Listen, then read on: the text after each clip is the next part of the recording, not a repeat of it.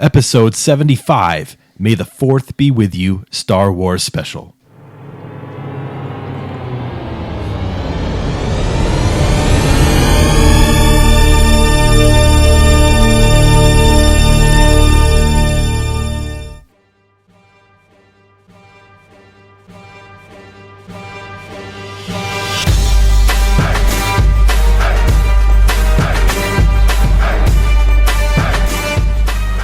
Hello and welcome to this week's episode of 5 to 1. 5 to 1 is all about the countdown from our panel of experts on a different topic each episode. Today, we are deviating from our normal format. This will not be a countdown episode like our listeners are used to, and our style of counting down from 5 to 1.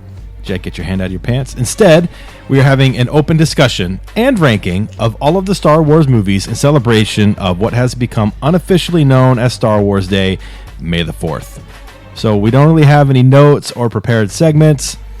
Come hang with us if you want to talk Star Wars, right? Yes. Are we allowed to have people come on our show? And Yeah, we can have guests. We can? Yeah. You want me to set that up for a future episode? We haven't had a guest one for with forever. Granny. It's been a long time since Yeah. we did a collab with Cinematically Correct. Remember? We talked Oh yeah, Thor that Ragnarok? was like I did, 2 yeah. years ago. Yeah, it was a while ago. Yeah, we can get a guest. And we've had Evan, Casey, Darren, Yeah, and that was a Nick. fun one. Yeah, that was episode 40. We weren't there. You were in the room. You just didn't Yeah. participate in the recording. I think that was episode 40. And now this is 75. Episode 75. Jeez. What are we gonna? Are we have like a episode 100 special or? Yeah, Yep. I've got some ideas brewing. Top Well, 100 something. that'll take too long. This is going to be probably a long episode. It's going to be free-flowing. None of us have really prepared for it. We just kind of wanted to have an impromptu recording because Star Wars is a big part of our lives, right? It's Yes. something we've shared together since you guys were very, very little. And we talk about it a lot on the show, but we kind of avoid Star Wars topics a lot of the time, too, because... We do so many We of them. we just do Star Wars every Yeah, time. we would do Star Wars a lot, and our listeners like some variety. So, what we are going to focus on Star Wars for May the 4th. This will be released on Revenge of the 5th tomorrow. So, look forward to that. And this is how this is going to work. Essentially, we're going to talk about each movie in release order.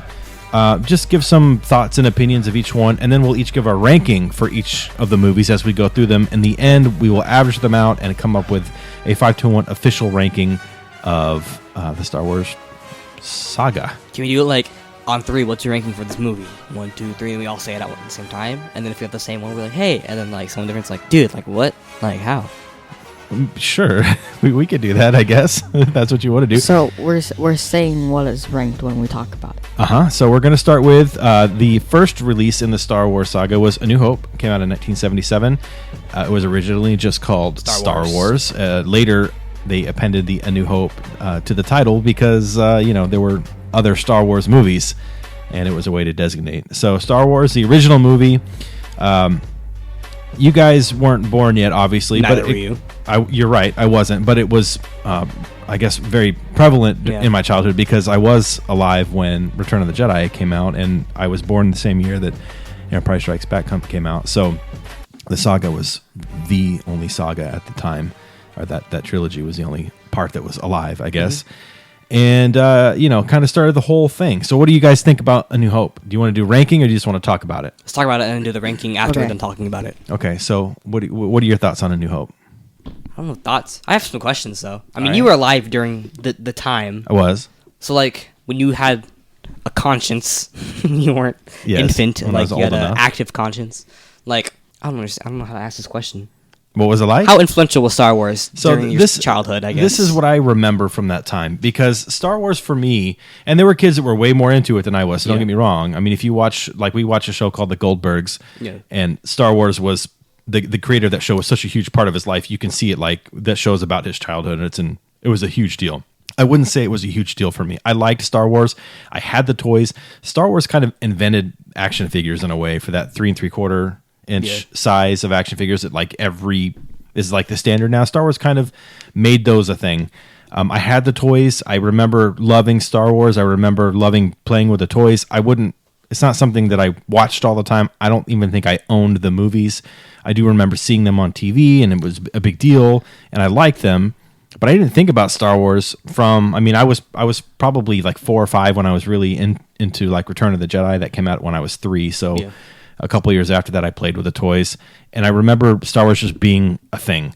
But between 1983 and 1999, there was no Star Wars. Essentially, new Star Wars being released. There were a couple of cartoons in the early 80s.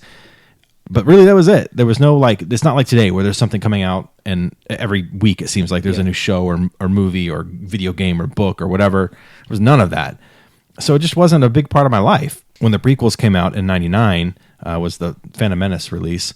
I remember it was a huge deal in that a lot of people were really excited. I was excited because everybody else was excited. I wasn't excited like how we get excited for movies now. It just wasn't a thing for me.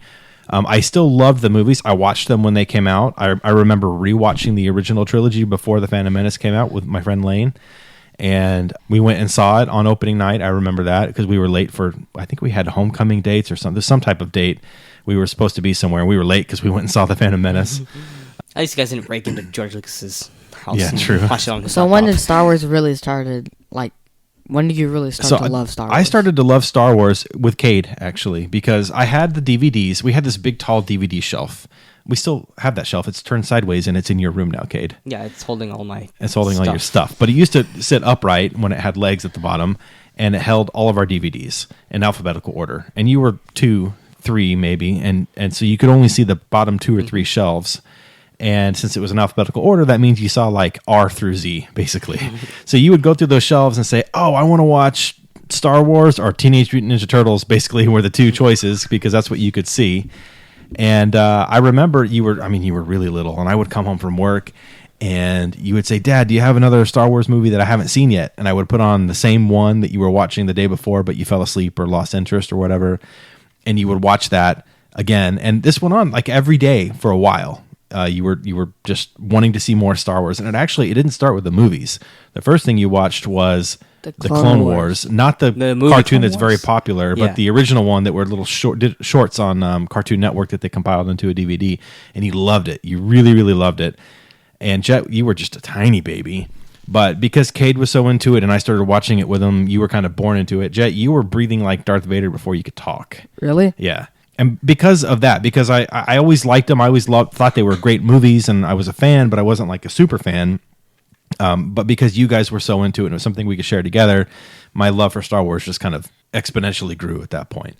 So as a child in the 80s, I would say it was just always, to answer your question, it was just always there, but it wasn't something that like consumed me. Yeah. You know, I had other interests. I was into WWF wrestling and baseball and Transformers and whatever else 80s kids were into. So A New Hope, I want to talk about it later on another choice, but I think just A New Hope is great. It's the second greatest Star Wars film, in my opinion. It's just that the sequel, just everything that's good about A New Hope, it just makes it better. Like, it just improves on it, in my okay, opinion. so since you're talking about that, let's go ahead and give our rankings. I think you just gave yours away. Cade, what's your ranking for A New Hope? Or do you want to do the 1, 2, 3 1, thing? 2, 3, you all say it at the same time. Okay, 1, 2, 3. 2. 1. Okay, so nobody could make that out. I gave it a 1. I think Cade, you gave it a 1. I thought Cade liked Empire more. And Jet gave it a 2. I like A New Hope more. So Jet, you kind of gave it away that you liked Empire better. It always comes, well, I don't want to say always. Most of the time for me, it comes down to A New Hope and Empire, which one I like more. I usually lean towards A New Hope because, one, I've seen it a lot more times. When I watch Star Wars, I almost always put on A New Hope. Sometimes I put on Empire, sometimes I put on Return of the Jedi. Very rarely do I pick one of the others, but I still sometimes do. The reason I like A New Hope better is, number one, it kind of got the whole thing rolling, right? There's something about like the first Harry Potter and the first Lord of the Rings and the first of all the franchises, Indiana Jones. There's something special about the first one because, especially Star Wars, because it wasn't planned to be more than one movie at the time. George Lucas had a big story in his head, but there wasn't any expectation that other movies were going to be made. So A New Hope it's its own story within that movie, whereas every other movie in the Star Wars saga is part of a story. A New Hope is its own story. So I tend to pick that one over Empire because of that alone, even though I recognize Empire is a great, great film. Yeah, I mean, I can see that. Anything else to add about A New Hope? No. I'm alright. All right, let's move on. 1980 comes around, and after the surprising and unprecedented success of A New Hope, How much money did that movie make, by the way? A lot. I mean, I don't. In its original release, I don't know. I mean, it's been re-released a few times, and when been you adjust re-released it a lot of for times. inflation, it's like the number 2 movie of all time. I think behind Gone with the Wind. Can't you like not even watch the original A New Hope anymore? It's very hard to find that version of it. Correct. Which is like, I just want to watch the original version. Yeah, I know. I want to see Han shoot first. How many versions are there? Isn't there like several? Yeah, he There's a George lot. tinkered with it several times with re-releases of DVDs and Blu-rays and digital versions, and the original version. I don't even know if it exists anywhere. I'm sure somebody has it, but you can't even really find it on the internet. People think it's weird too. People, have you ever heard of the Mandela effect? Yes. Okay, so it's like You think like one thing's this, but it's actually this. But that happens a lot with Star Wars. Like people think things have changed that haven't changed, and I don't know. But the original version doesn't even really, even while it was in theaters, it was changing. He released it, and its initial release was one version, and then a month later in theaters, it was something different. So it's always been changing. But 1980 rolls around, the huge success of A New Hope. George Lucas and Lucasfilm create The Empire Strikes Back, which many people say might be the greatest sequel of all time. You could argue The Godfather 2 in that same conversation with maybe a couple others. Aliens. Shipwrecked. Shipwrecked. But The Empire Strikes Back at the time in 1980 wasn't a fan favorite. In fact, when the original trilogy was done, even after Return of the Jedi, it wasn't a fan favorite. It was the one that was not liked out of the 3. As time has passed, it has become pretty much everybody's go-to answer for, hey, what's your favorite Star Wars movie? Oh, it's Empire. Empire's the best one. And Jet ranked it number 1. Yes, without a doubt. So why don't you lead us off then, since you have it number 1? The characters in this movie are like better than A New Hope. The dialogue, the action, just the setting, just everything is better in Empire than A New Hope, in my opinion. Okay. What about you, Cade? What do you think about Empire? I mean, like you said earlier, how A New Hope is like a story within itself. Like not, I mean, you can tell Empire's a continuation from the last movie and leading up to the next one. Uh-huh. And I think that factor alone doesn't make it as iconic as the first movie. Yeah. So I don't know, something about the first movie. It might not be a better film overall, but I don't know. There's something about it that makes it special, I guess, to everyone. Yeah. I mean, that's kind of how When I I feel think too. of Star Wars, I think of Empire. I think of Hoth. I think of Luke. I think of, Vader telling Luke that he's his father on Bespin. Yeah. All of it is like from Empire. Yoda. Yeah, you get Yoda for the first time. The when he trains Luke on Dagobah, the swamp planet, that's, I mean, when I think of Star Wars, that's what I think of. That and from the first movie when Luke is looking out at the two suns over Tatooine and the Force theme plays and he's about to start this great adventure. Those are the two scenes I think of. Han is also like even more charming in this movie than So he was in the last one. the one thing Empire really does well is character development. That's it really ties together that whole first trilogy because you learn so much about the characters in that movie, and there's really not a whole lot of different scenes. You have the Hoth sequence at the beginning. Hoth is the frozen planet for our listeners who aren't familiar. Then you have basically them escaping and then Bespin. I mean, there's not a whole and the Death And Death Dagobah. Star? No, there's no and Dagobah. You're right. But there's just not a whole lot. Like when you look at a Star Wars movie that comes out now, it's got scene after scene after scene, changing locations, doing a lot of things. Sometimes it seems it's too cram-packed. It is. Empire didn't do that, but it really focused on the character development, and it really shined. It really tied together that first trilogy. It's fantastic. So I have it ranked number 2. Me too. Kate also has it number 2. Okay. Okay, on 3. 1, 2, 3. Number 2. Which brings us to the last film in the original trilogy, Return of the Jedi. Okay. Return of the Jedi. Can I start off this one? Yes. I have a really hard time ranking this movie because there are sometimes I want to make it my number 1. I really, really love Return of the Jedi. Like Temple of Doom. I would say more like The Last Crusade, except now I do rank that number 1. But it's because when I was a kid, this was the movie I watched a lot. I remember this movie because it was the one that was out. It was the latest one. And, the Ewoks, a lot of people complain about, and I get that. These little kind of cute furry creatures taking down the Empire. And evil, too. Forget one eats a corpse There of is their friend that a literally just cannibalistic died. Ewok, Yeah. yes. And I get I that. wish there were Jawas instead. Well, even if they were Jawas, you would have the same complaint that they're something cute that took down the evil empire that people will then blame George Lucas on. Do you think Jawas are basically for wanting to sell merchandise? Is the complaint? Do you think Jawas are Ewoks with like cloaks on? You don't know what a Jawa looks like. Ewoks are chubbier. Jawas are like small. I don't know. There's maybe not like an abundant food source on Tatooine. Maybe they slimmed up a bit. Maybe. I don't think they're the same species. No. But outside of the Ewoks, which don't really bother me, to be honest, I'm not an Ewok hater. But outside of that, the rest of that movie is amazing. The whole fight scene at the end where Luke confronts Palpatine and Vader and chooses his destiny to be a Jedi and saves his father and redeems Vader. And I mean, it's all very, very good. And the beginning of that movie, I was about to say, you go for it. I know you love the that part. The beginning of the movie is my favorite part. I mean, it's a little bit convoluted, but like the whole sequence is just so entertaining to watch. Like, first of all, when you first walk in, Luke like owns the crap out of these two Gamorrean guards. Mm-hmm. That's like a great way. Like he force chokes one. Yeah, it subtly shows like how Luke, is more of a badass now. How he's like way more, dressed in all black too. Yeah, and he's on all black. Do you think here's a question for you about that scene. When he chokes the Gamorrean guard, like force choking, we've learned is more of a dark like a dark side thing. Do you think he's tapping into the dark side, or do you think? I think it's more of the dark side reaching out to him. I think it's more of a plot hole. A plot hole. Yeah, they didn't really think about it. Well, yeah, but we're allowed to retcon. That's what we do. I mean, looking back on it now, I think that there was some struggle within Luke. He was battling with this dark and light. He probably had. At the end of the movie, he was really close to killing Vader. Yeah, and he had to like make the conscious choice to not do it. I think that he was tapping into some dark side decisions there when he force choked the Gamorrean guard just to get in. Like he didn't have to do that. Yeah.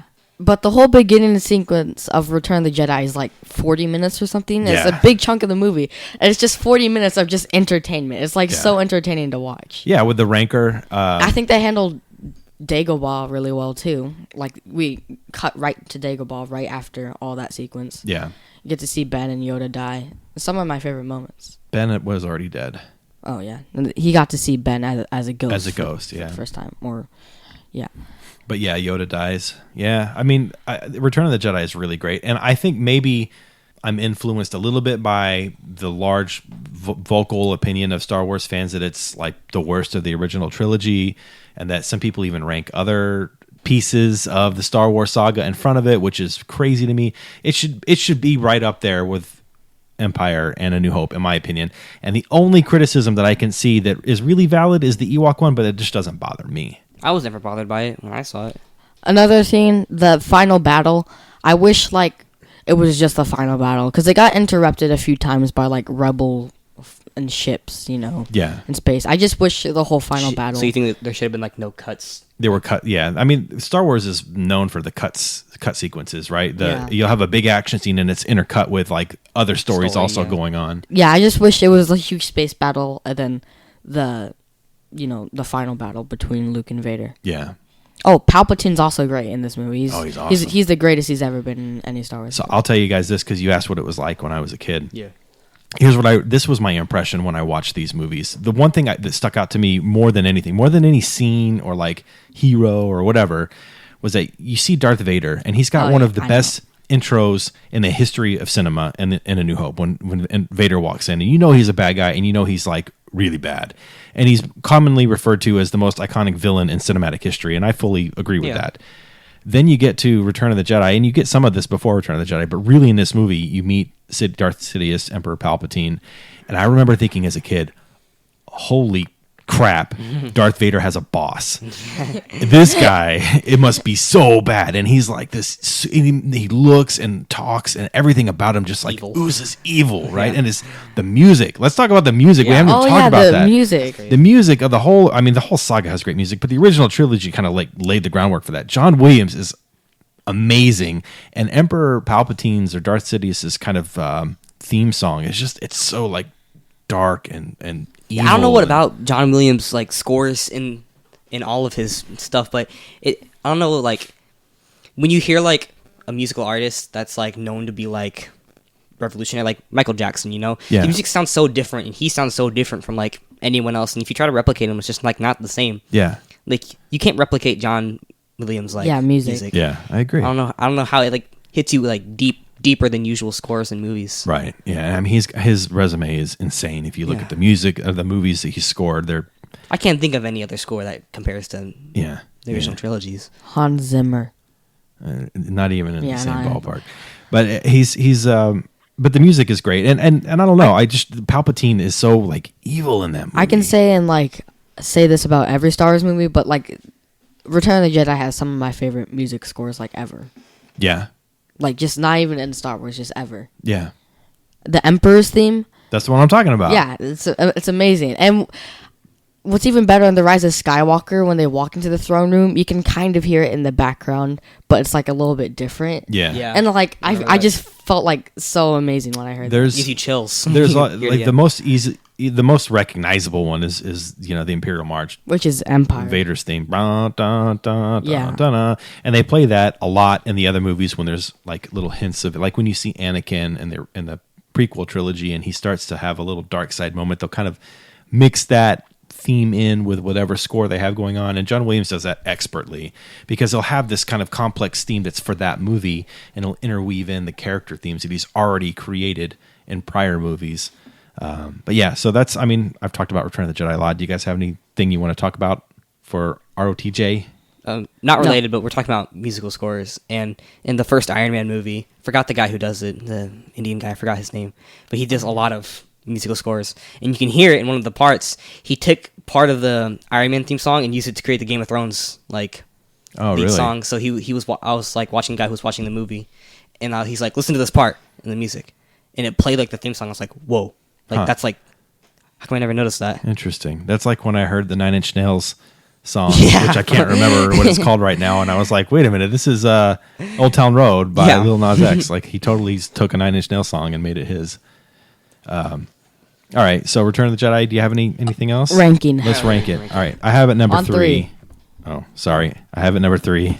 I took a dare, not a dare. I took a Risk. risk. What I made is number it? 4. I have a number 4 You too. guys suck. I knew Jet was going to do that. That's whatever. Y'all are gonna be upset with my number 3. I just have to say that. I think I know I'm what lucky yours for is, it. but we'll get there. Okay, so that ends the original trilogy. 1983. We have a 16-year gap before the prequels come out. 1999 rolls around. The most hyped up movie of all time before its release, The Phantom Menace, also considered by many to be the most disappointing movie of all time because of all the hype. However, I actually really, really like The Phantom Menace. I get the complaints. The politics part are kind of boring. That's Jar true. Jar Binks is annoying, but you get Darth Maul, you get Qui-Gon Jinn, and you get a lot of Jedi kind of like history lore that you don't get in the original trilogy. Kind of backfills that stuff in, which is really, really cool. My biggest problem of Phantom Menace is not Jar Jar or politics or any of that. It's how Yoda looks. Yeah, well, they fixed Wait, it. what about the girl Yoda? What's her name again? Yaddle. Yaddle. I just don't like how he looks in that movie. In the original Phantom Menace, before they CGI'd in a new Yoda, He looks great CGI. I just really like the puppet in Empire. So they tried to recreate that same puppet, and it just wasn't working. Yeah, I They was couldn't like- do it. A lot of people call it a used catcher's mitt is what he looked like, but they fixed it with CGI. So it's hard to find that version anymore. I think we have it on VHS upstairs. Oh, they We have like VHS. redid it. We have VHS of the prequels. Yeah. But yeah, Phantom Menace, I think there's a lot holding it back for it to be my number 1. Because I also like grew up with this movie. I loved Phantom Menace. Darth Maul, obviously like the big elephant in the room, is the best thing about Phantom Menace. Mm-hmm. Even though he's hardly in it, like he's so menacing. Even yeah. though he has like 3 lines in the whole movie. He's like Boba Fett, really. Yeah. Boba Fett had 6 lines in the whole trilogy. And he's iconic. Yes, he's iconic. We just didn't even from that. talk about Boba Fett. What's it called? Was he the first Zabrak we saw in Star Wars? Maul? Yeah. Yes. Yeah. Yeah. Also, Dad has told us this before. When you were first in the theater and you saw like the double bladed lightsaber, Oh, yeah. like everyone was freaking The theater out. went nuts. Everybody cheered. Everybody loved the movie that was in the theater with me when I watched it. I can say that. I think there was a little bit of like the advent of the internet kind of becoming a thing and people having their own opinion. And once it was popular to hate on it, everybody hated on it. Yeah. And now, you could walk up to anybody on the street who's a casual Star Wars fan and they'll hate on it because that's what people do. It's not as bad as, but it's not as bad as that. Oh, another thing, in like the original trilogy, when Obi-Wan fights Vader, like the fight, it's obviously bad. It's the first duel, and it's really slow, but you can give it props, for it being the first lightsaber duel ever. And then Empire and Return of the Jedi are kind of the same. Like, it's kind of fast-paced, but isn't crazy. Yeah. And Phantom Menace, like, they go crazy. This is when, like, lightsaber duels starting to become, like, insane. Right. They go crazy fast. They're acrobatic. Ninja flips Yeah. and all that. There's a lot more like choreography that goes into any of the new movies than the old ones when it comes to the fight scenes. The fight scenes in the original trilogy were great because of the impact and the meaning behind them, not because of the crazy choreography. Now, and a fight stunts. can have no meaning, but it just looks awesome. Yeah. Also, an unpopular opinion, I really like Qui-Gon. I like Qui-Gon too. Who doesn't like Qui-Gon? I love Qui-Gon. Just people say he wasn't, like, used enough. Like, he wasn't in enough. Yeah, I could see that. Him and Darth Maul, but they've brought Darth Maul back in so many different iterations. Yes. since then. Died like 8 times. Yeah. But I don't know. I actually I probably overrate this movie a little bit because I feel like I have to balance things out because so many people hate on it. So I have it ranked pretty high. Do we want to talk about rankings now? Yeah. On 3. No, don't do it on 3 because we can't hear what we're saying. Okay. I have it number 7. I have a number 7 too. I have Really? I have Yeah. number 6. Okay, so we're all pretty similar. Yeah, but that's kind of like middle of the pack. Well, maybe towards the bottom. I mean, there's 11 movies we're ranking here, so Yeah. middle of the pack towards the bottom, third, I guess you could say, but not the worst. And some people will say, a lot of people would vote this one as the worst. Not me though. I like it. I really don't think so. I don't think Yeah, so. it's either. not deserving of the worst. Let's talk about the next movie, which may be the worst. All right, so the next movie, after the Phantom Menace kind of did well box office wise, but flopped in the eyes of critics and a lot of the fans, they came out with Attack of the Clones, which advances the saga about 10 years timeline wise. Little Anakin, who's a little boy in the first one, which actually gets criticized a lot for him being a little boy there, is now teenage whiny Anakin. Oh yeah, one more thing about the Phantom Menace. Yeah. How old is Anakin compared to Padme?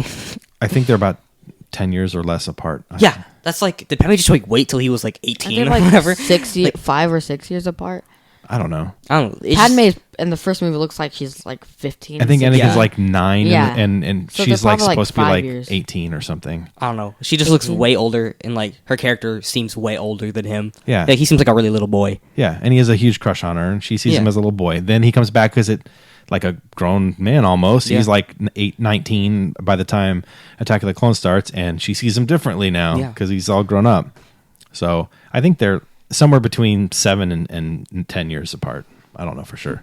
This movie for me is one of my least favorites. I don't like this movie as much as the other ones. There are some really cool action parts, Yes.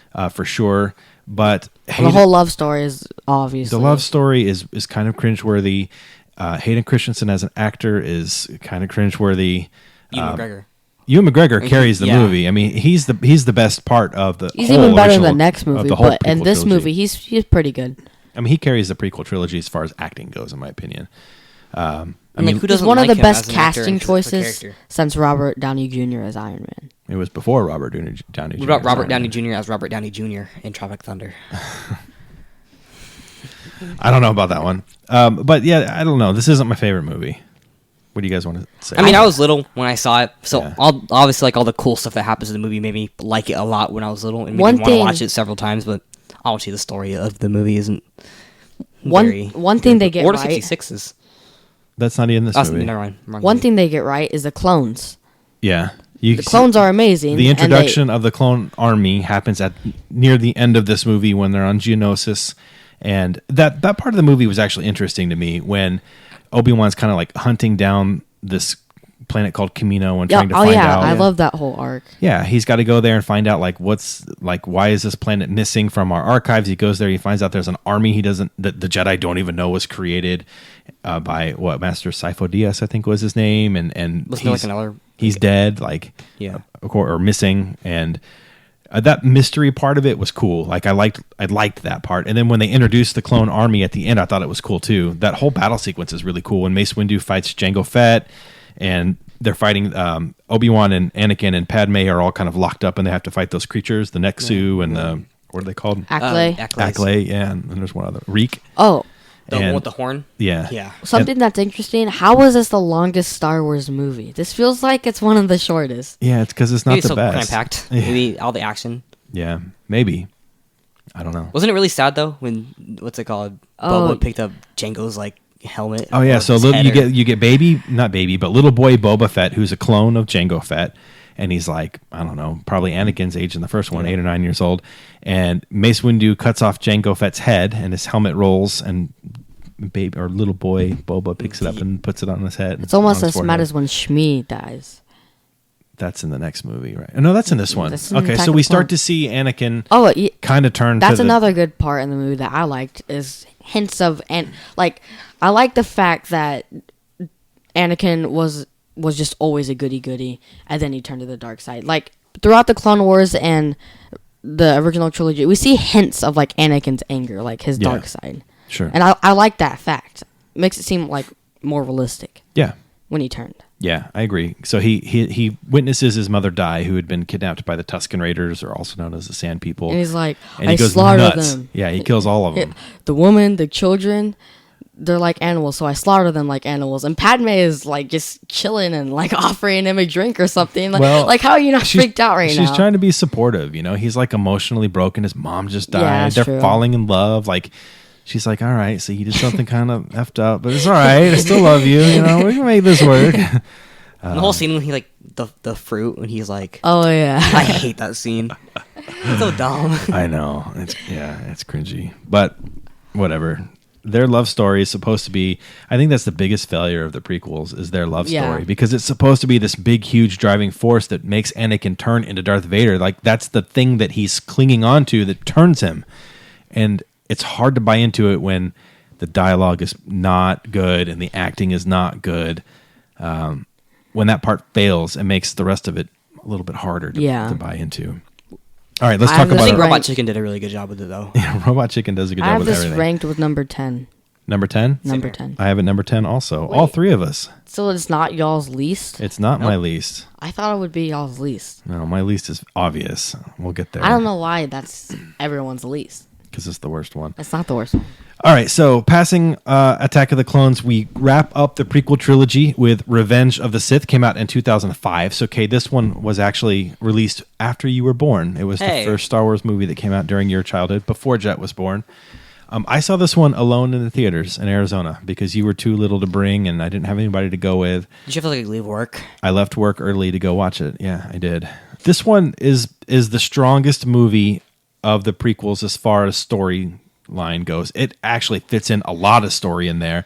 And the criticism for this movie isn't so much about this movie. It's more so a lot of people think that the story they told should have been the whole prequel trilogy. Like I started think there. that could be like really interesting if they. I kind of wish they went that Well, direction. because you could have had a lot more hero Anakin to build him up as this character that we Yeah. love, and then when he falls, it's tragic. And instead, It's sad, honestly, in the movie. it is sad in the movie, but because they handled that fight scene so well Yeah. with Obi-Wan, but the actual turning of Anakin wasn't handled so great because number one, the love story wasn't great leading up to Yes. it, and number two, we didn't get enough hero Anakin to like really like his character. Little boy Anakin was likable. Attack of the Clones Anakin was not likable. not likable. And then this movie, like they had to start to turn him from the beginning, so we didn't get that hero Anakin. We heard stories about it, like him and Obi-Wan were chilling and talking, like, "Hey, remember that time on Caden Oh, yeah. when I saved you?" And Obi-Wan's like, "That doesn't count." You like hear these stories about how he's a hero, But we and don't actually get you to don't- you see don't actually them. get to see it. So you don't really believe it when he like turns on. I mean, it's not that you don't believe it. It's just that you don't have as much emotion invested in it, you know? Yeah. Like, and we know it's going to happen. Like, we already know Anakin becomes Darth Vader. There's Yeah. no question about that. So the actual turning event is important to really have that emotional impact for the audience. And it lost some of that because of the things we just talked about.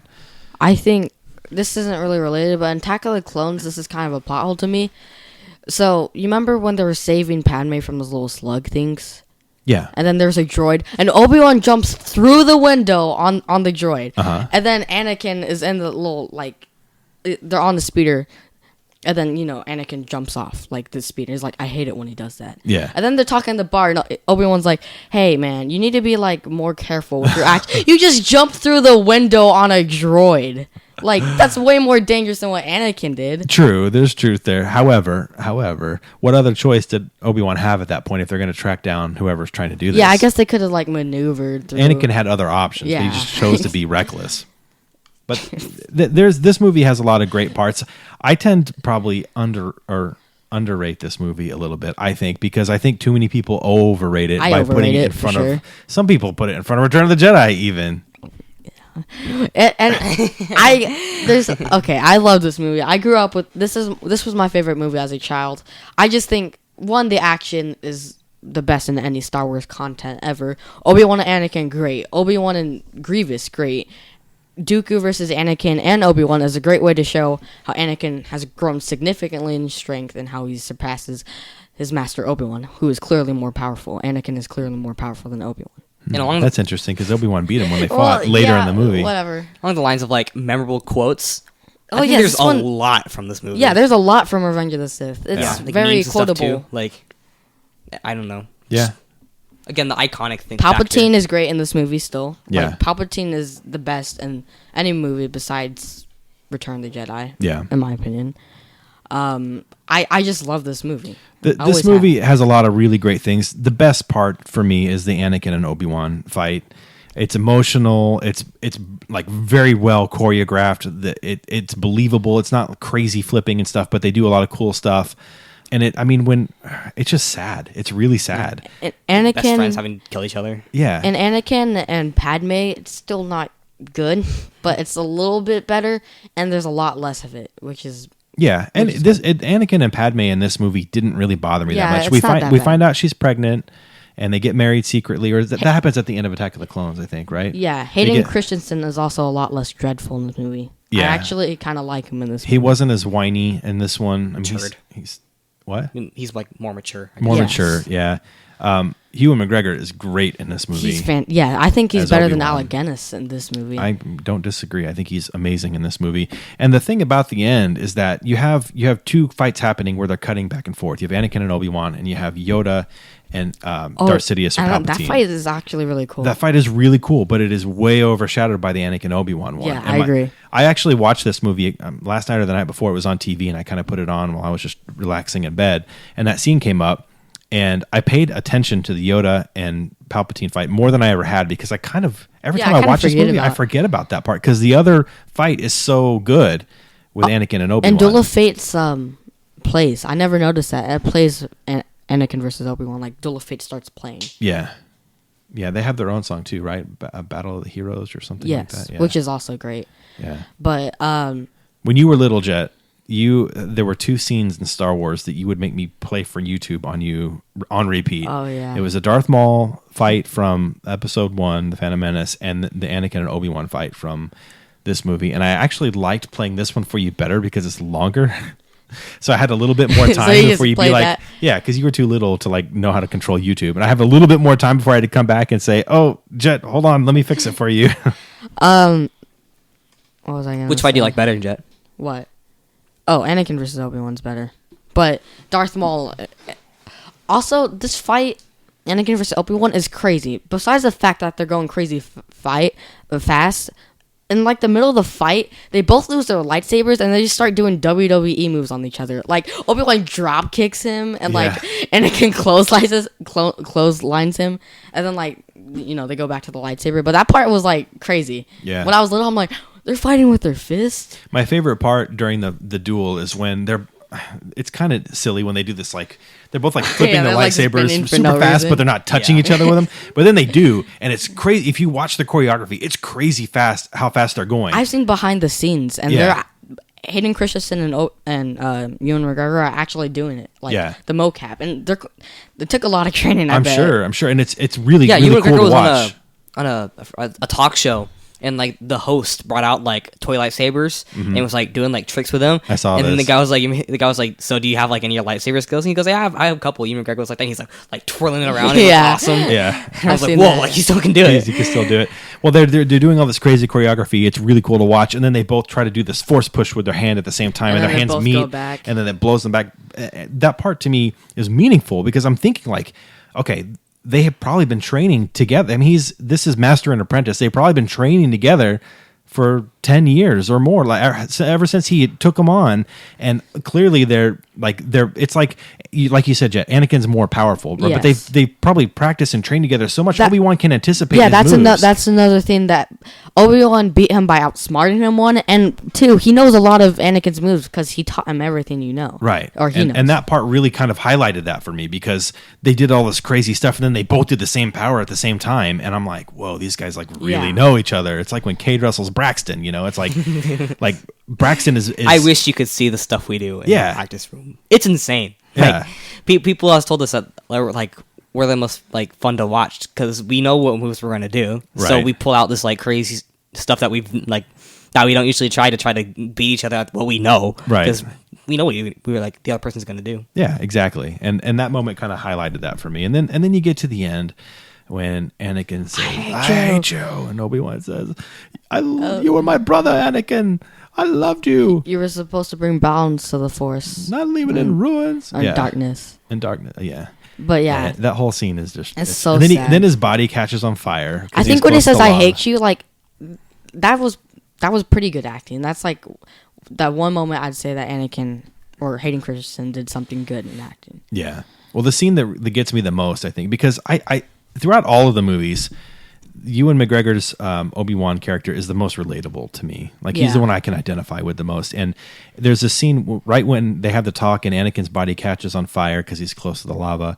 He gets this look on his face like, oh, I can't even look. Like I can't. Yeah, you I can't even look. watch. And so he kind of turns away and he picks up Anakin's lightsaber and he leaves. And that's like the most emotional moment. You should have for killed me. him. He could have, like, I thought maybe he could have put him Put out him of out his of misery, misery. yeah. And maybe Darth Vader would have never been Darth Vader if he'd killed him right there. I think he assumed he was dead and he was just like, I can't do this anymore. I mean, he's on fire. Look, like, It's crazy. yeah. It's really sad. I think it's the most emotional movie out of all Star Wars movies. Actually, I'd say there's one. second. There's one other that's really emotional. There's only one Star Wars movie that really has like made me choked up, and we'll Yeah. get there. We'll get there. All right, what does this bring? All right. So I have this underrated, but Mine is my number 3. I have it as number 8. 5. Oh, my computer just turned off. So Kate has it pretty high. Dad has it pretty low, and I have it really, really, really high. Yeah. All right. You have a. Yeah, it's number 3. It's over Return of the Jedi. I remember this being like your favorite though when you were little. I've always loved this movie. Yeah, and I will admit that I'm underrating it purposely. Also, in Clone Wars, the only time we ever see Obi-Wan struggle with the dark side, like we've always seen him like just so calm, like wherever You're talking he the is. animated series now, Clone Wars? Yes, Yeah. the only time he's ever struggled is when he was fighting Darth Maul for the first time. Yeah. Like Darth Maul says, "Your rage has unbalanced you, Obi-Wan. That's not the Jedi way." And like that's the only time he's ever struggled, and that's Yeah. because Darth Maul, killed Qui-Gon. Right. So I think that's. And Satine, his girlfriend. Oh yeah, but that was after Yeah. the moment. Yeah. All right. So moving on, that concludes the prequel trilogy, wrapped up in 2005. George Lucas says, "I'm done with Star Wars. You guys go F yourselves because I put all my heart and soul into this and everybody trashes it," which he's got a valid point. And then some time passes and he gets ideas for a new trilogy and then sells Lucasfilm to Disney. Disney takes over and they start with his original ideas and then trash those halfway through the making of The Force Awakens, which came out in 2015. So 10 years has passed. The Force Awakens is the 7th movie in the saga and marks the beginning of what you and all three of us have experienced in the theaters together, like the modern Star Wars experience. And Star Wars is everywhere now. It was everywhere before, but it's really everywhere now. These movies have been gigantic, with they one exception, and they've kind of been trailing off. And we'll get into that. But The Force Awakens was the biggest movie of all time. It still is in the United States. Domestic box office, biggest movie of all time. When it came out, it was nuts. Everybody saw it 4, 5, 6 times. And everyone loved it for the first 2 weeks. Everybody loved it, and then everybody started to jump on the bandwagon. Well, it's too derivative of A New Hope, which that's stupid. I see the comparisons. It's still very different. Yeah, there's a lot of different stuff. Yeah. But really, And people, this is my problem. Like, people are like, Rey is super overpowered. Like, okay, yes, she is, but so is Luke. Yeah. Star Wars characters are just naturally good at stuff. Luke was naturally good at flying and There's the no way- there's no way lightsaber. of So explaining was the Rey. Force. And people are like, how can she fly? Well, she was a scavenger her whole life. How is she so good with her lightsaber skills compared to Kylo Ren? Well, Kylo Ren just got shot with a bowcaster. Yeah. He's nearly bleeding out to death. And Rey, she can use the Force. Same with Luke. Same with Anakin. Like, it kind of makes Well, me. and the it thing makes is- me mad that people say Rey is overpowered, Agreed. I love and Rey. people say Luke isn't. Like, Yeah. okay, they're both overpowered. Star Wars characters are just naturally strong and naturally good at things. And if you're comparing character to character, I mean, there has to be balance in the Force. There can't be like a ton of really powerful Jedi and like not any Sith or yeah. like power arises and it goes back and forth for each way. Sure. I mean, it like turns back and forth. I mean, if someone's born strong, I mean, it's obviously like meant to be like that to combat the really powerful dark side. So Right. they have balance. I love Rey as a character. I don't have any complaints about Rey. Rey's one of my favorite I characters. have complaints about the new trilogy. This is called the sequel trilogy. These new movies. I do have complaints about it, but Rey is not one of them. I think Rey is great. I think this one character is one of the best characters in this movie, and he's not that good in the others, and that's Finn. Finn has a great arc in this movie, and they never really expand on his character in the other ones. Yeah. Like, he doesn't really do any. In The Last seemed- Jedi, he gets like the worst arc Yeah. ever. We'll get to the Last Jedi. But We're not quite there and yet. The Rise of Skywalker, he's good, but he doesn't get his own arc because it's not really like he's not in it that much because it's part of a bigger story. Yeah. Like, he's just tagging along. He seemed important. This movie, in The he was- Force Awakens. This Yeah. movie, He played a role that really Yeah. helped the main role, which was Right. Rey. But I guess in the other movies, he just didn't feel needed enough. Yeah. and he had a great story how he was what are they called? Not stormtrooper, first order trooper, I Yeah. guess. Yeah, he was a first order trooper. He doesn't really want to help the resistance or what are they called? The first order. He's on his own side. Like, he's scared of the first order, and he just wants to. He be on grew his up own. not knowing anything Yeah. else. He'd been kind of like kidnapped into it from his childhood, and his first time out on in the battlefield, they tell him to shoot these innocent people. He's like, I can't do this. Like right. He started to defect right at that point. Like, he wanted to get out. Now, he also left because he was afraid he was in trouble. But he was in trouble because he wouldn't shoot those people. You know? So he was having a crisis of conscience, and he made the right choice and left. I think this movie is really great. Another hugely anticipated movie, the return of Star Wars to the theaters. J.J. Abrams is the director at the helm and really captures 80s stuff really well. There were a lot of expectations, and they went and did a lot of things that Star Wars fans had been kind of asking for. Less CGI, more practical effects, right? More story and less politics. And like, he kind of followed that format. And what ended up happening was he created a movie that was a lot like A New Hope. And then people said, this is too much like A New Hope. So what do you want? Star Wars fans are the worst fans. Yes. I mean, nobody hates Star Wars as much as Star Wars fans. That's true. So- FN 2199 is the Traitor Trooper. Traitor! He's like awesome. He's like the most badass trooper I know. Yeah. And there were so many memorable moments in this movie. I remember when the trailer dropped. There was a Star Wars Celebration convention going on, and they dropped this trailer. We weren't there, obviously, but everybody was able to see the trailer, and oh my gosh, that was emotional. Yeah. Seeing the Millennium Falcon for the first time, and then when Yes. Han and Chewie walk in, and Han says, We're "Chewie, home." we're home." Like, Yeah. man, that was awesome, right? There's a lot of other like subtle quotes that are like really like tie in back to the original trilogy. Like, this is the ship that made the castle run in less than 14 parsecs. 12. Yeah, I really like that part. Yeah.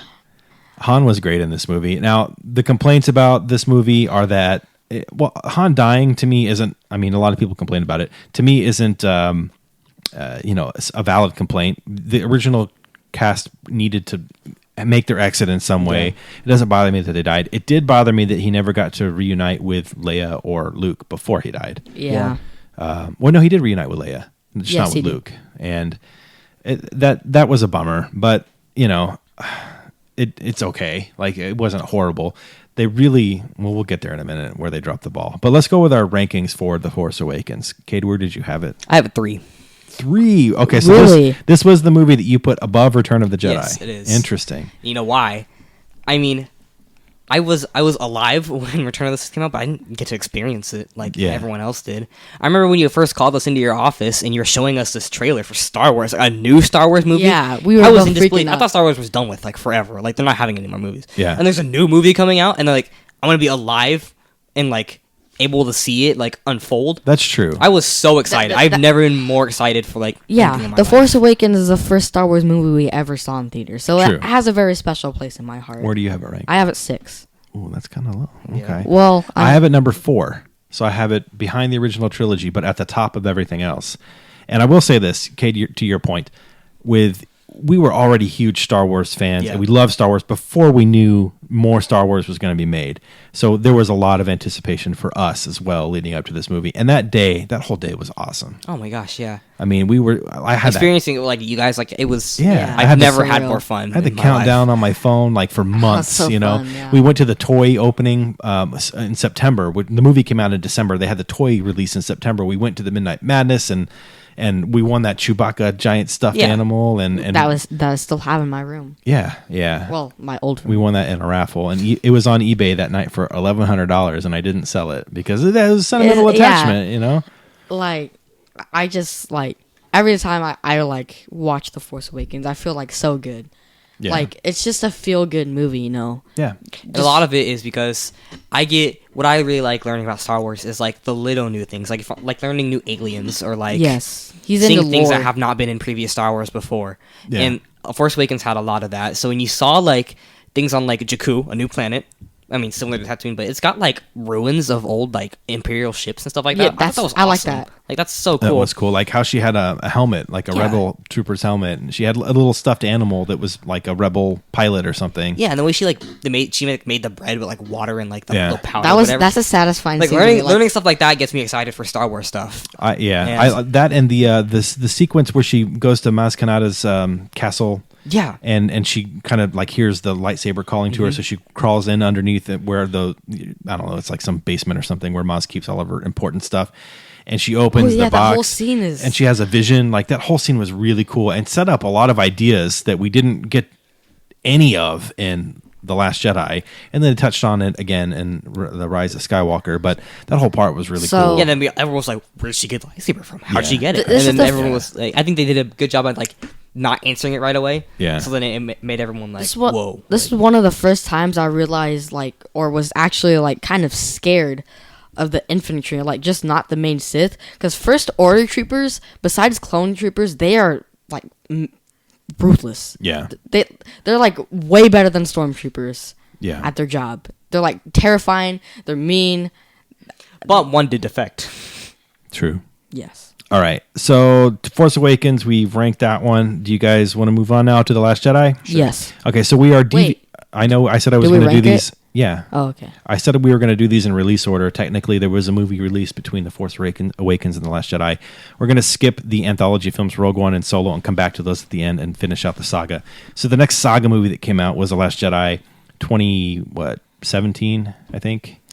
And I'm scared on your guys' thoughts. Like, I mean, we reviewed this movie when it came out. We saw it twice before we first reviewed time it. First time, this we was the didn't like only it. movie ever, Star Wars movie ever, that I walked out of the theater and thought, "Oh man, that wasn't good." Or I was disappointed, or I didn't feel I good wasn't about the movie. like, I didn't feel bad or good. I just felt like confused. You know, I just thought like, what did I just watch? Yeah. That's what I thought. We went back and watched it a second time. I liked it a lot more the second time, and that's when we recorded our episode. I'm glad we saw a second showing before I recorded it. It was much better. I will say this: I don't think I've watched The Last Jedi again since then. I have not. I have not either. That means I've seen this movie twice. I've seen all of the other Star Wars movies, especially the original trilogy. I think I've only seen one Star Wars movie once, and I'll get to that later. Okay, yeah, I know which one you're talking about. So I mean that I don't know. There's so many problems with this movie. There are so many good parts about this movie too. There are really good parts of this movie. I will say I think I definitely rank it higher than you two. It's not the lowest on my list. I think the only thing that they really did bad was how the whole First Order was chasing after the whole Resistance. Yeah, that was bad. And the whole Finn and Rose, obviously that was bad. Yeah. That whole casino thing and DJ Yeah, the all of that was execution. just like Yeah, unnecessary. all of that was bad. But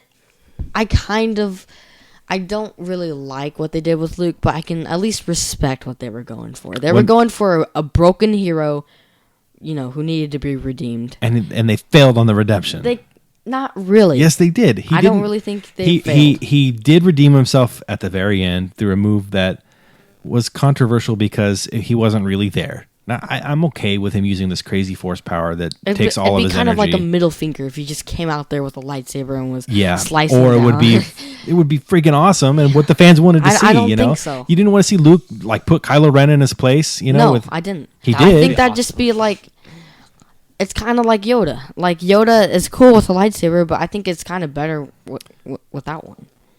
Fine. I don't know. It's just he died without getting to do enough or to see his family. The only person he saw was Rey. He should have reunited. He did see Leia for... His vision did. Yeah. He should have met Leia in person. And he couldn't really see Han because Han was dead. I know. I don't know. I will say this. There was another critic of the way that this character turned out, and that critic was Mark Hamill. Luke himself did not like the way this character... And then he said later on he respected it. Yeah, but he said, I respect it, but it's not what I would have done with this character. Like, he felt like it was kind of a betrayal of this character. I get that he was a broken hero, but they carried that on way too long. He should have had a moment of redemption before he did. And I don't know. It's just... Luke was everything in the original trilogy. He wasn't in The Force Awakens really at all. Oh, and then they bring him in here, and he's like unlikable for almost the whole movie, and then he dies. Yeah, what's really bad is The Force Awakens. The final scene is the best scene in any Star Wars movie. Talk about that. She holds the lightsaber to Luke, and she cries. I'm pretty sure, and it's so emotional. And the Last Jedi just trashes. The very first scene in the movie, they show Luke it's played off as a joke. He throws it over. He throws it over his shoulder like it doesn't mean anything. When I first saw it, I'm like, is that the end of the lightsaber? Is it gone? Yeah, because it could have gone over the edge of the cliff. Yeah, it wasn't. But just that whole part, really. That was the other thing. Is you said they wanted to make him a broken hero, and I can buy into that. But he doesn't have to be like that. Like, they could have done it without making it disrespectful to the original character. He could have just been a sad broken character, not a jerk broken character. Yeah, that's what I would have done. As soon as he was flippant about it, something that has meant so much to him his entire life, and he's like, whatever, just throws it. I didn't like it at all. Yeah, and I'm sure you guys were just as excited as I was at the very end of The Force Awakens, seeing Luke, and when she's walking up the steps and so amazing, just playing the music. Jedi and steps is all the build up, and it's he's actually there, and then it's just ruined. Yeah, the whole special moment. What really escalates this movie for me, I liked Kylo Ren and The Force Awakens, but in this movie he's fantastic. Kylo Ren has a lot of character development in this movie, but he's really the only one that does. Rey doesn't really change at all. Yes, Rey she's good, but she just she doesn't go through any... We already talked about how they screwed up Finn's character, and then Poe isn't really that important until the Rise of Skywalker. He's still likable in the movie, though. Yeah. Finn was just... I think pointless. Almost. Finn and Rose, Finn should have... He was talking to Rose about how war isn't good or whatever. He should be saying that to Finn. Yeah. To Poe, because we see Poe early on in the movie. He doesn't care. He's mowing down all the ships. They should have that should be the main focus. Yeah. But one more complaint about The Last Jedi before we give our rankings. Flying Super Lady Leia through space. Oh yeah. So bad. Oh, it was bad. Anyways, all right, let's go on to our rankings. Cade, where do you have The Last Jedi? 11. Jet? 9. Okay, I also have it 11. I have it above Attack of the Clones. And another one that we'll get to. Above Attack of the Clones. I have it 11 also. All right, so that brings us to the final movie in the sequel trilogy, and it's the last movie that we've seen, The Rise of Skywalker. The Rise of Skywalker, I will say this, box office-wise, was the most disappointing out of the 3 sequel movies. Force Awakens was gigantic. The Last Jedi was really big, but people hated it. Everything after The Last Jedi has been a disappointment box office-wise, which includes one anthology film, Solo, and The Rise of Skywalker. And I will say, our listeners who are my college buddies, we're talking about this on the text chain recently because today, May 4th, The Rise of Skywalker has been released on Disney Plus. They were saying something like, "This is the only movie that like I'm not really that excited to see." And I think that was kind of the general opinion. I mean, it still made a lot of money. It still made like almost $600 million domestically, which is a huge movie. But it wasn't even the biggest movie of the year. In fact, it was the third biggest movie of the It was year, which Endgame and Endgame and something else. I don't remember. But I've seen Endgame. Which annoys I think it was actually number 2 was one of the Disney movies that was done live action, either Aladdin or Lion King, one of the ones. It Lion annoys me King. that Endgame spelled that. Me too. It shouldn't be, but pisses me Endgame off. wasn't coming off of The Last Jedi. That's true. coming Infinity off of War, Infinity War, which was a banger. Yeah, everybody loves Infinity War. So this is coming off The Last Jedi, and I think that kind of mentality that my roommates were talking about, my college roommates were talking about, that they just weren't that excited, was because The Last Jedi was such a disappointment. And not only that, we'll get to Solo in a minute. It rolled into Solo, which came out too soon after The Last Jedi, like way too soon, and didn't do well on the box office either. And it kind of like put a sour taste in people's mouths about Star Wars, and that didn't go away until The Mandalorian came out, which we talked about a little bit before. Yeah. But Star Wars finally got some good press. I'm so happy like Mandalorian like made Star Was well Wars received. positive again. Yeah. The Rise of Skywalker, on top of having to deal with that kind of mentality, also had to deal with correcting all of the problems that The Last Jedi left. And then what happens is you have the first hour of The Rise of Skywalker is insane how much stuff happens. I was one like, after another, after another, after another. And it's not little things. It's giant things like, hey, Palpatine's alive. Like big things, right? And you see Palpatine in the like very beginning of the movie. You're like, what? Like, and it's like the first hour is the most entertaining thing I think I've ever watched, like ever. it is, but then it gets the criticism that too much is happening. It's too Convoluted. hard to follow. It's convoluted. Why is Palpatine here? It's messy, plot It's holes. messy, yeah, and all of that stuff is like trying to fix this. Like they got to conclude the saga in this movie, and how do you do it after The Last Jedi left you? Unless you have another movie like that one, which everybody hated. So J.J. Abrams comes back in after Rian Johnson kind of effed everything up, tries to correct it, and in my opinion, does a very admirable job. Yeah, This I movie think- is very good. But I do get the criticisms. But I think all of the criticisms for the Rise of Skywalker are a result of having to correct The Last Jedi's mistakes. My opinion. I think this movie, the best, like, when I first saw The Rise of Skywalker, I'm like, is this going to be, like, one of my favorite, like, top 3 Star Wars movies when I first saw it? Yeah. And it's definitely up there, but, like, this movie is just so good to me. I It is. really, really, really love this When movie. I first saw it, because Cade, you weren't able to go with us the first time we saw it because you were in California for a wrestling tournament, which sucks. super bummer. We like totally missed you, but we saw it as soon as you came back. Yeah. But when I first walked out of the theater, Jet and I were talking about it, and I remember saying to you, Jet, I might like this more than The Force Awakens. Yes. Like that's how high it was for me. It's come down a little bit since then, but still very good. And we talked about this a little bit earlier. To me, it's the most emotional Star Wars movie. The ending is The ending is super emotional. Yeah. Yeah, All the things this definitely. movie does Twin right. Sons come back and then Yeah. Kylo Ren, how they handle him turning to the light side, I think is pretty good. They couldn't have like Leia or something. Well, that was part of the reason when he sensed it. Yeah. Also, he totally beat Rey in a fight for the first time. Yeah. That was fantastic. But even before that, Kylo Ren was really menacing still. Remember, there was one scene where he was talking to these Imperial, what do you call them, like officer, Yeah. and like one guy like said like some like it was kind of mean, right. and he like force chokes him and like Slams turns him him on the against the ceiling. ceiling. Yeah. And I'm like, jeez, what did Yeah, that guy the do? first like hour of the movie, he's just like gangbanging everybody. Like, yeah, he's like, the opening scene, he's just mowing down people Yeah. on Mustafar. that one part when he walked in the room and he like said, "Hey, do you have a problem with my mask?" Because he had like reforged his mask yeah. or whatever, and the guy was like, "No, man, it looks great." Like, I was- everybody's like terrified of him. Yeah, I really liked Kylo Ren in this movie, like always. Rey being a Palpatine, I'm a little bit mixed on. I kind of like the fact in The Last Jedi how like she was a nobody, and I think I kind of like what they were going for. Like, you don't have to be related to Obi-Wan or Anakin to be super powerful. The Force is just chooses, someone worthy or someone bad.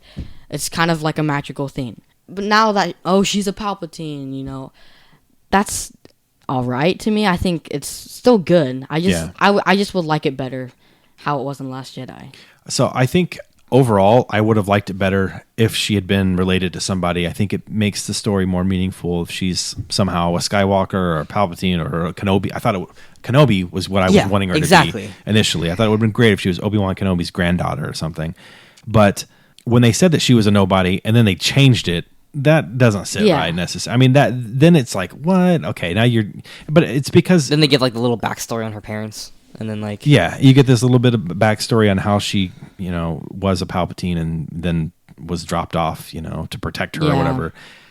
That idea I would have bought into, or would have... I would like that if it was introduced from the start. Dad? Yeah. What's that? How powerful was her dad then? If her dad was the son of Palpatine. I mean, maybe it skips a generation. I don't know. Maybe he chose not to use... I don't know. Like, we don't get any backstory on him. I don't know. It seemed like they were forced to try to bring a storyline into her, and they cram-packed it into an already cram-packed movie, and then it was... In order to enjoy this movie, you have to buy two things. You have to buy that Palpatine's still alive without much explanation, and you have to buy that Rey is a Palpatine without much explanation. If you can accept those two things, then the rest of the movie is fantastic. I think that's why we like it a lot, because we've played like games, and you've read books, and I've read some books. Yeah. And like the Emperor is this like almost like superior being, as they believe in Star Wars, and he has ways of coming back even after he dies and taking forms of other bodies. And Yes. I mean, I think that gives us more, but maybe that's why people don't like it as much, because they don't like. He got thrown like, you can't even see the bottom of that of that pit, and he just got thrown down there. Yeah. And then like this huge like beam vapor. Yeah, and then like the explosion happens at the bottom. I mean, right. It doesn't seem believable unless you know that the Emperor previously can. For me, as a fan of this movie, what I've done is I've said, you know what, like The Last Jedi messed things up. Do what you got to do to fix it. Bring Palpatine back. If that's going to fix it, fine. Like I had that kind of like attitude going into this movie. So when I saw him, I'm like, I don't get it, but I'm going to accept it because I realize it's going to make this a better movie. It's going to wrap up the trilogy better than where The Last Jedi left us, I guess. And so I'm making excuses for it. They still did a good job of making him evil and scary. Yeah, and in the creepy movie, he was awesome. Yeah, yeah. When you first saw him, you were still scared of him. I still had the feeling like he's still bad, like a bad guy. Yeah, and he looked like a zombie almost. He was right. Like, his eyes were creepy. Yeah, and in the end, when he's on that like thing carrying him, and the lightning, scary. Yeah. Lots of really great things about this movie. We didn't do a like proper review of this one. Did you like what they did with Poe? Yeah. Yes. Yeah. You were a spice runner. You were a scavenger. Yeah. Yeah, I liked how they handled all of the characters, the new characters in this movie. Finn, I thought they did a lot better I think than they Finn, did with The Last Jedi. Rey, and Poe are all like they all have a good trio. Like they all have good chemistry now. We didn't get to see enough of that. Sure. In my opinion, it was only great in this movie. And it did kind of give a Rey and Kylo love story here, which actually was more emotional than I thought it would be. Like they thought they did it well. I mean, it was kind of predictable. I remember telling you, Jet, like Reylo. I was like, oh, no, it's gonna be Finn and Rey. And even when we were there in that scene, I'm like, he's gonna save her, and then he's gonna die. And I mean, it was somewhat predictable, but it was emotional. I liked it. Yeah. I really liked why I like the whole Palpatine thing. I really like how Rey is struggling with the dark side. Mm-hmm. Like when she blows the ship up with lightning. Yeah. Like when I first saw him, like is Chewbacca dead? Like I legit thought he was dead. Yes. I'm like, Jesus. I know. I wasn't really surprised, but like, did it really happen? I don't want it to happen. Chewbacca dies like that. Well, actually, that's kind of a good thing. But Jet hates Chewbacca. But I don't Even though hate you were him for I Halloween. I don't hate him. I just think he's like not. But when she released the lightning, that scene was like, I was like, oh my whoa, gosh, that's cool. And then I was like, wait, Chewbacca's dead. and Darkseid Rey, when she has the vision and you see Darkseid Rey, that part was really cool. Her lightsaber is so sick. It was really cool, yeah. And she was pretty hot as Darkseid Rey. Yeah, definitely. Um, It's kind of like when she's like light side Rey. She's not hot, really. She's pretty, cute, but she's not hot. It's like Taylor Swift. Taylor Swift's not hot at all. She's so awkward with everything she does. But she's she's cute. pretty. Like, Yeah, you can say sure. she's pretty, but she's not hot. Yeah, Darkseid Rey was hot. The Dark Side Rey was hot, yeah. I want to know your opinion on like the style of the lightsaber fights in the sequel trilogy, because original trilogy, prequels, and sequel all have different styles of lightsaber fights. Agreed. I would say original trilogy is pretty fast paced, but for the most part, like just like a regular sword. It's like a duel. sword fight, yeah. There's like In the a lot of prequels, dialogue. it's really Acrobatic. elegant, like fighting styles, acrobatic, very like timed. Prequels is easily my favorite style of it. Just how it's so entertaining. It's perfect. And Count Dooku is almost like fencing. And It's like sequel on his trilogy back. is Yeah. kind of like heavy blows. Yeah. It's kind of like original trilogy, but the blows are harder. So and they're a here's- little bit faster. Here's I'm going to give you two things about this. One, I think that the lightsaber battles match the level of training of the characters in the movies. Yes. The prequel trilogy, they were obviously trained trained, since childhood yeah. in the Jedi Temple. All of them were, and it shows in their lightsaber battles. Original trilogy with Luke, his First training one. was when he was fighting Vader. Vader is not as mobile as he was when he was Anakin because he's mostly robot. Like, I get it why it's kind of like that. Obi-Wan's an old man at that point. He can Yes. barely move.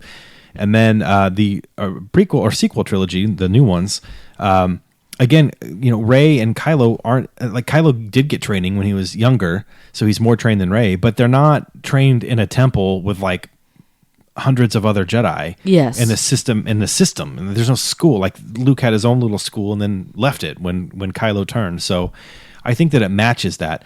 As for what I prefer, honestly, I mean, I would agree with you. The prequels are the most entertaining to watch. I like all of them because I think that they all fit and they're all Yeah, and meaningful they're- in their own way. And the Rey and Kylo fight in the Rise of Skywalker was really entertaining. I really like the one on the Death Star where they're fighting and like Rey's like Rey's like losing her she's temper. losing it, yeah. And Kylo, it's like reverse there. Like Kylo was just like emotionless and like just Right. blocking it with ease. Rey's like, "Ah." But that's cool though because it shows you that they're both struggling with the pull to the other side. yeah, oh yeah, it's like role reversal, like Cobra Kai. Yeah, like Cobra Kai. Yes. Anything else about the Rise of Skywalker Ranking. before we rank? All right, Kay, what do you have it ranked? Ranking, hold up. You guys say it first. 5. Jet has it 5. Ooh, that's pretty high. It's one slot higher than the Force Awakens. Interesting. You ranked it above the Force Awakens. Yeah. Huh. Okay. I had it 7. I have it 6. Kate has it 6. Okay. Interesting. All right. So kind of middle of the pack for us, but it's hard to really crack into the top part because the original trilogy just dominates. And Revenge of the Sith. Okay, so that rounds out Rundown. the saga movies. Let's talk about Rogue One. We have 2 movies that are not saga movies but are tied into the Star Wars Oh, you universe. didn't talk about how emotional the end was. We did. We talked about Oh it. yeah, we did. Did we? Yeah, Yeah. it was super emotional. Yeah. Rogue One takes place in the storyline. It kind of leads up right into where A New Hope starts, and it's doesn't involve really any of the main characters that we're used to, except there's a Darth Vader scene that's really really cool. But it's its own cast, and it's like kind of the story is how the Death Star plans got into the hands of the rebels, which leads right to where A New Hope starts. Right, that's those yellow words that you see in the crawl, and it says Princess Leia Organa. way, Yeah, you that can see font them in is the ugly. background of the space battle. in Rogue One, yeah. It leads like right up into that moment when she gets those plans. So it's kind of cool how it ties in like that. It's not considered part of the saga because it's not a Skywalker movie, essentially.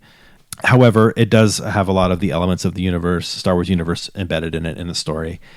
And I think I don't know how we're all gonna feel. Rogue One, when you look at the ratings of this movie, It's the most beloved a lot of Disney people movie. love this movie. They say it's the best one of the new movies that have come out since 2015 when Disney started releasing Star Wars movies. I don't feel that way. I think that there are a couple things that make people overrate this I think this movie's bad.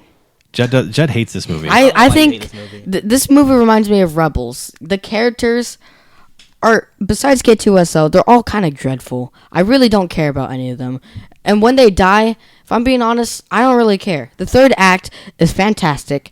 The whole rest of the movie is just not entertaining. It doesn't feel like Star Wars. It just feels like it's like a dark, gritty. It feels like Endgame, really. But Endgame was dark in the first act. Yeah. That for the first 2 acts, everything is just like not lively. It's just kind of dreadful to watch. It just doesn't feel like Star Wars. I agree. I agree with all of that. And I think that a lot of people remember most what happens at the end of a movie. I think how the third act overshadows the problems with the rest of the Agreed. movie. I think Saw Gerrera was completely wasted. And this is a trope that I really, really, really hate, where like the old guy's like, I'm too old, I can't make it to the ship, I can't walk. Like, yes you can, there's room on the ship, you can. And he's like, no I can't. And then so Saguro dies. He was in there for like one scene. No one really felt his death. Yeah. K2SO was charming, but you know, he's just comic relief, so I can't really connect to his death. No, I think that the last act of this movie, the last 30, 40 minutes, is so good that it makes up for the rest, and then people end up overrating it, because you're right, the first 2/3 of this movie is not entertaining, it's not that fun, it's not a bunch of setup, it's just, I think what you're seeing is this movie, the history of it was they hired a director whose name I can't remember at this point, and they told him to make a war movie. They said, we want a war movie in the Star Wars universe, and so he did. And then they saw it and they're like, whoa, this is way too dark for Star Wars. Why would you even want a war movie in Star Wars is not because fit it's for not war part of the movies. Star Wars saga. It's an anthology film. Yeah. So I have a hard time ranking this one with the other movies, because it's not the same kind of movie to me at all. But anyways, they delivered a war movie, and the execs at Disney were like, this is way too dark. I'm sorry, we're gonna bring somebody else in to kind of change things around. So they brought in Ron Howard to make it more Star Warsy, and he did. And I don't know all of the details and everything that changed, because we're never going to see that original version of it. However, I wonder what I want to see that. Yeah, I kinda wanna see I'm that curious. original on I what he think did. I think what we get though is the elements of it that deliver in a different way. I think Ron Howard is responsible for the way this movie ended, which was really good, and it felt more like Star Wars. The Darth Vader scene, when Vader comes in and just, He just rips mows people down to people, shreds. yeah. That's what people wanted to That see was- in the prequel trilogy. That's fan service done like right. Yeah, exactly. It was amazing. And they brought Leia in as CGI Leia, and that part was That really looks, cool. She looked good in my opinion. Yeah, really good. Oh, Which Grand you know who Moff was looked- brought back in CGI? Tarkin. I forgot to Tarkin, mention, yeah. in The Rise of Skywalker, Not there's this Kilrin, one Tarkin. scene where Luke and Leia are young. And I Yeah. saw Leia, I'm like, oh wow, she looks really good. But Luke, Luke looked in that exactly he like looked Luke would. insane, dude. Like he Yeah. looked so good. Yeah, they nailed that. But yeah, this movie, I don't know. I will forever think it's overrated. There are people who rank this as Me their too. favorite Star Wars movie. And I rank this as my least favorite Star Wars movie. You without have a it doubt. as 11. I have it as 9. Attack of the Clones is better than this movie, in my opinion. Kate, where did you have this one? 9 also. Oh, you had a 11. 9 also. Okay. So 2 9s and an 11 for Rogue One. I think all three of us probably rate this lower than the I've only vast seen this movie majority. once. I have never rewatched like Rogue One. I saw it on Netflix and I had no desire to rewatch it. Interesting. This is the only Star Wars movie I've ever seen once. Well, if you saw it in the theaters. Yeah, we never saw it. Did we see it twice? Uh-huh. Oh, well then I saw it twice. Okay.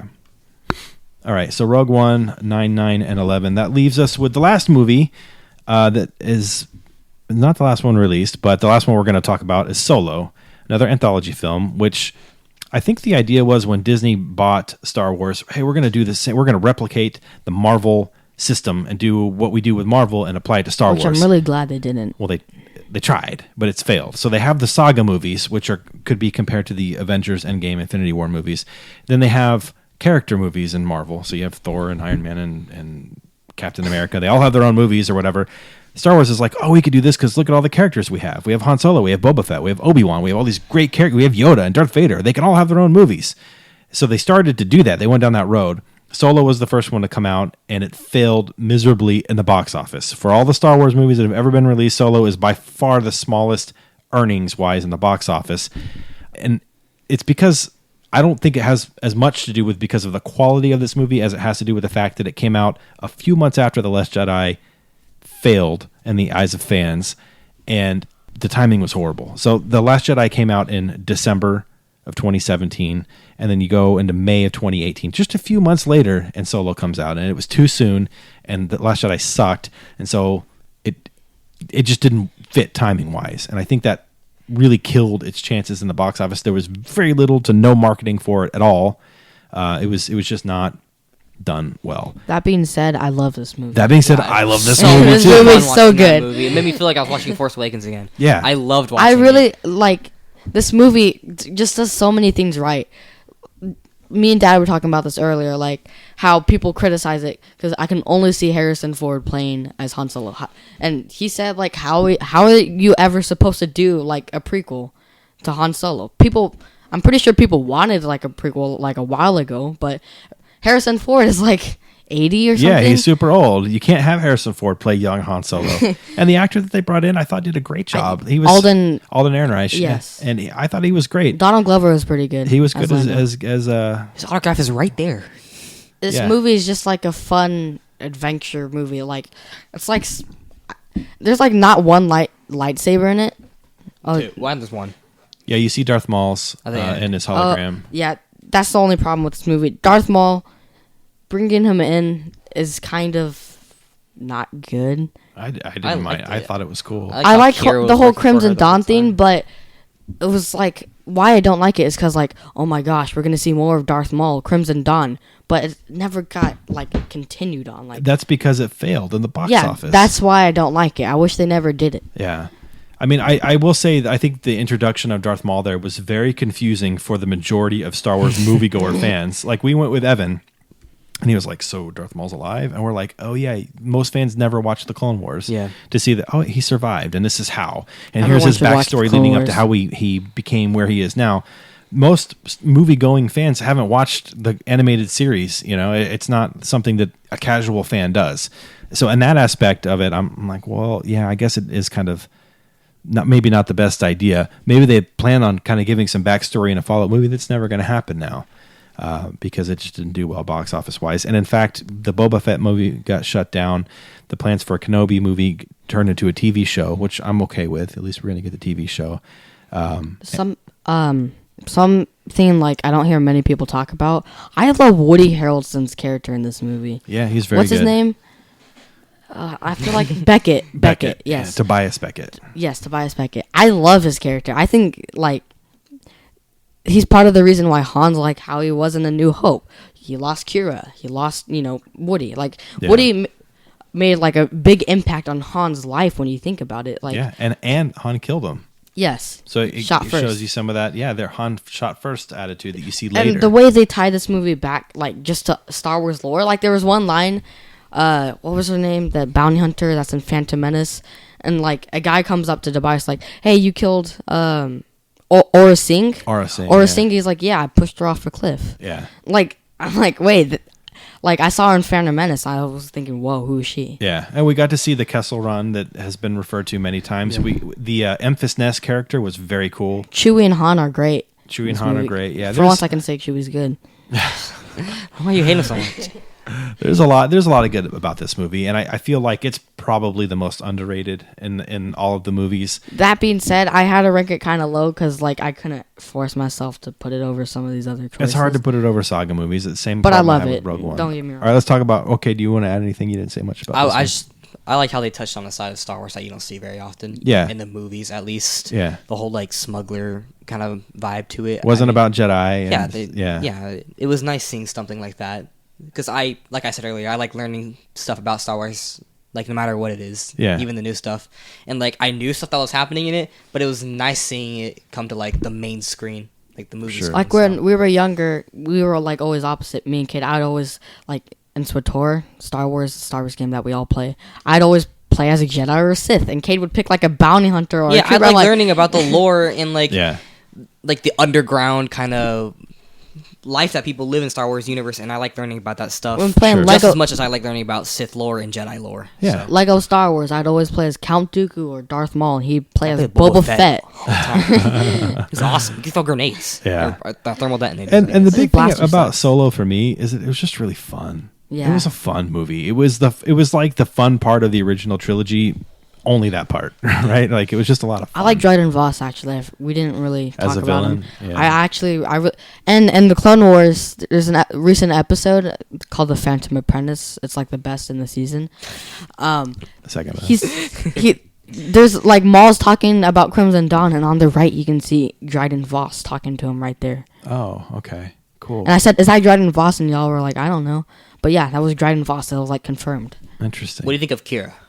I like Kira a I lot. like Kira a lot too. In fact, I mean, when I first heard that he was having like a love story, I'm like, I don't know, man. Leia's like his Leia's, like, girl, the one. but I really liked Kira in that movie. What was She the would actor, destroy like, Leia Game in of a Thrones? fight. She's What's her name Daenerys again? Targaryen in Game of Thrones. The actress name is Emilia Clarke. Yeah. Yeah. Kira could like destroy Leia in a fight. Yeah, she's badass. She's like- she'd been trained. She's like Black Widow. and what's the fighting style that they trained her in? Terrace Uh, Kasi. Yeah. Terrace Kasi. So Wasn't Maul training that? probably 'Cause I always thought, he's like, her master. Maul was always the best, like, hand-to-hand combat-wise out of all the Sith. Like, Maul Yeah. is, like, Even the though he best lost physically. to like everybody. He beat Obi-Wan. No, he Well, lost not Obi-Wan. in the Phantom Menace. He beat him in the Clone Wars. Lost to him you beat every Ahsoka? time. Nope. He could have though. Lost the to only Ahsoka, the only lost to thing the Obi-Wan, only thing that really you can lost make that to argument for, Palpatine.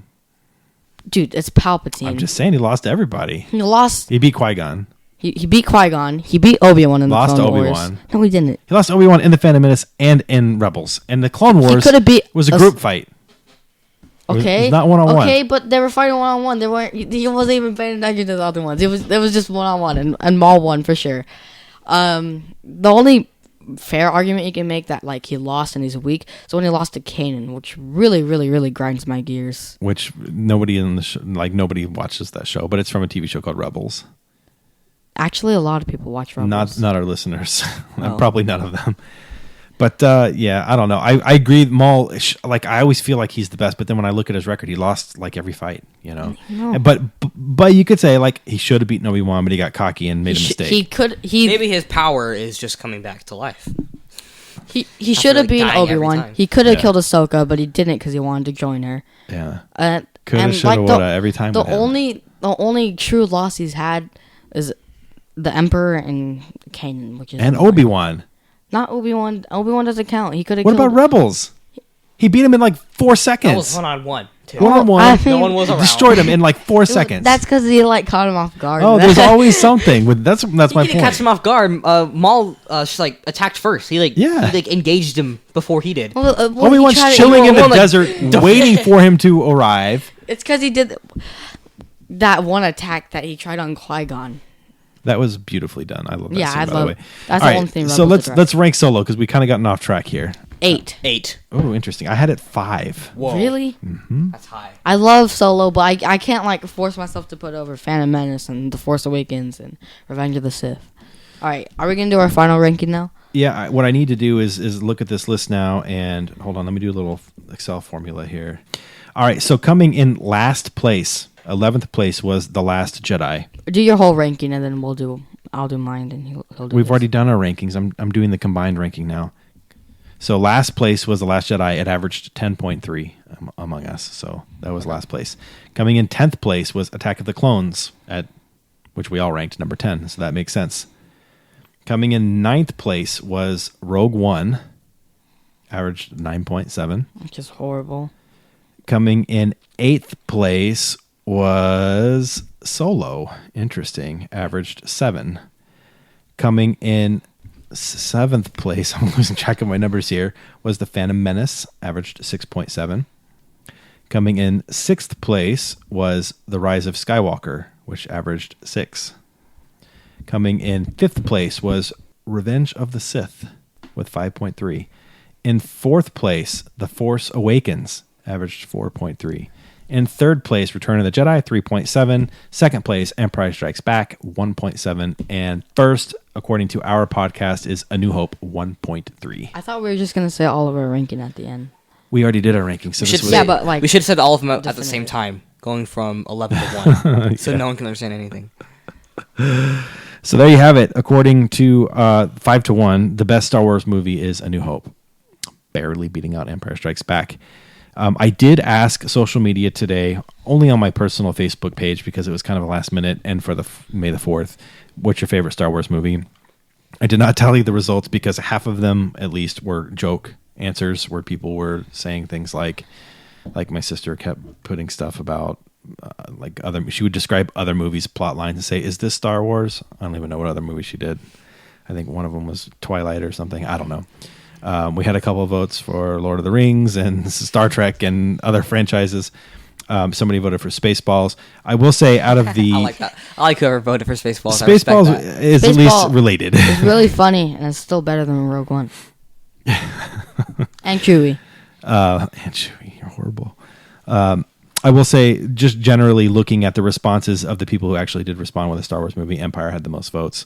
I think probably Return of the Jedi had the second most, which was interesting. So Really? New Hope would have the second most, but yeah, Empire was the favorite, and that's expected. Everybody loves Empire. Because it's the best. We're not going to do our other segments, Jet, unless you have a pun. Do you have one? Knock knock. Who's there? Yodelehi.